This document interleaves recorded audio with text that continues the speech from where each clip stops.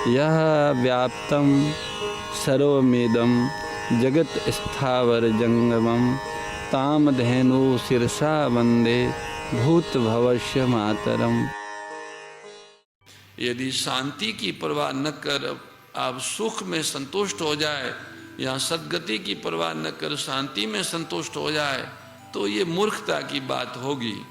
किंतु वास्तव में जीवन का कोई भी क्षण साधन रहित नहीं होना चाहिए। बिना साधन के कुछ नहीं मिल सकता। साधन जीवन है, जीवन साधन है। जीवन और साधन में विभाजन नहीं हो सकता। जगत की दी हुई वस्तु आदर पूर्वक, प्यार पूर्वक, ईमानदारी से विधिवत जगत को दे देना ही साधन है। इसी को सेवा कहते हैं। विधिवत इसलिए देना है कि यदि हम विधिवत नहीं देंगे, जैसे रोगी का भोजन स्वस्थ को दे देंगे और स्वस्थ का भोजन रोगी को दे देंगे तो दोनों ही बर्बाद हो जाएंगे। इसलिए जो रोगी का भोजन है वो रोगी को देना है और स्वस्थ व्यक्ति का भोजन है वो स्वस्थ व्यक्ति को देना। इसी का नाम विधिवत है। जो कार्य जिस रूप से जहां जैसे करना चाहिए उस रूप से ऐसे ही करना विधिवत करना है। विधिवत करने से ही करने के राग का अंत होता है और शांति की प्राप्ति होती है। आज अपनी अयोग्य संतान के लिए लाखों रुपये जमा कर दिए जाते हैं। ये बुरा मानने की बात नहीं है, समझने की बात है। संतवाणी किसी को बुरा लगाने के लिए नहीं है, समझने के लिए। बहुत सारे भाई अपनी संतान बिल्कुल अयोग्य है पर उसको पढ़ाने के लिए और उसके लिए लाखों करोड़ों रुपया जमा करते हैं। और अपने पड़ोस में कोई योग्य संतान है सब तरह से, फिर भी उसकी तरफ ध्यान नहीं देते। ये अविद्या है।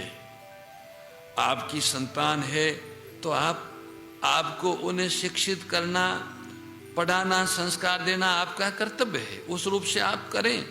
पर अगर पड़ोसी में कोई योग्य हैं, आगे बढ़कर वो समाज, राष्ट्र और संसार की सेवा कर सकता है तो फिर आपके पास साधन है तो उसको उसमें लगाइए। उससे आपको शांति मिलेगी और जिसने आपको जो दिया है वो प्रसन्न भी होंगे। भाई, ये रोगी होने पर भी स्वयं मक्खन खा जाते हैं और अपने स्वस्थ संबंधी और स्वस्थ साथी को कुछ भी नहीं देते। ये विद्या का दोष है। आप बीमार हो, आपको मक्खन नहीं खाना चाहिए और स्वस्थ है उसको देना चाहिए, पर आप बीमार हो, खा लेते हो और बीमारी बढ़ती है उससे, फिर भी खा लेते हो क्योंकि शरीर से मोह है। और साथी और संबंधी स्वस्थ है, उसको मक्खन की आवश्यकता है पर उसको इतना कण भी नहीं देते। ये दोष। इसलिए सेवा में विधि की बहुत बड़ा स्थान है। विधि का बिना विधि सेवा का परिणाम सही नहीं आता है। विधि का अर्थ अहितकर प्रवृत्ति न हो अपितु हितकर हो, इतना ही अर्थ है विधि का। जिस प्रवृत्ति से औरों का हित हो वो विधि कारक है। अगर अहितकर प्रवृत्ति चाहे अपना हो या पराया हो, जैसे हम रोगी है मक्खन खाएं तो हमने अपने लिए अहित किया, अपना ही अहित किया, तो ये विधि पूर्वक प्रवृत्ति नहीं हुई। साधन का यह अर्थ कभी नहीं है कि हम वो करें जो हमारे जीवन से अलग हो सके।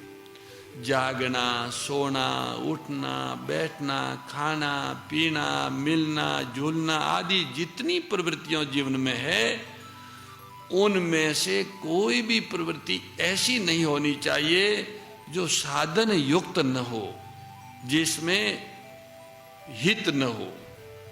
प्रत्येक प्रवृत्ति हित की दृष्टि से ही करनी चाहिए।